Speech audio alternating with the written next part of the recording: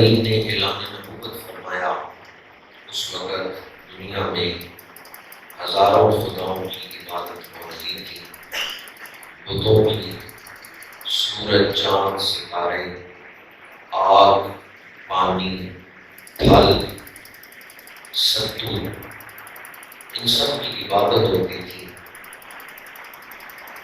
میرے آقا کریم نے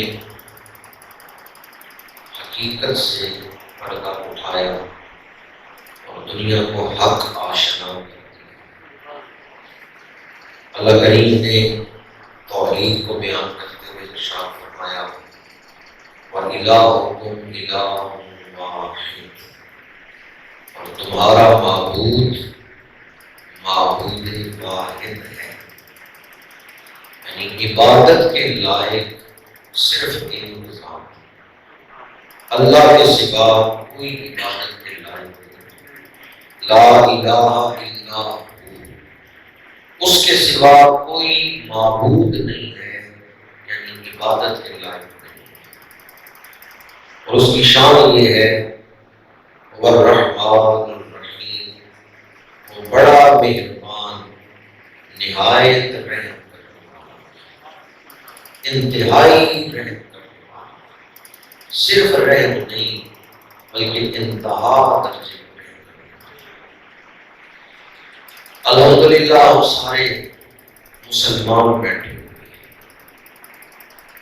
چند لوگوں نے الحمدللہ کہا ہے۔ مسلمان ہونا اللہ تعالیٰ کی بہت بڑی نعمت ہے۔ وَأَوْرَثْنَا الْكِتَابَ الَّذِينَ اصْطَفَيْنَا مِنْ عِبَادِنَا، اللہ چاہتا تو پہلی امتوں میں ہمیں پیدا کر دیتا، یہ اس نے کتنا کرم کیا ہے، پہلے حضور کو بھیجا ہے، پھر حضور کے سینے پہ قرآن اتارا ہے، پھر ہمیں پیدا کیا ہے تاکہ ہم حضور کا فیض حاصل کر سکیں۔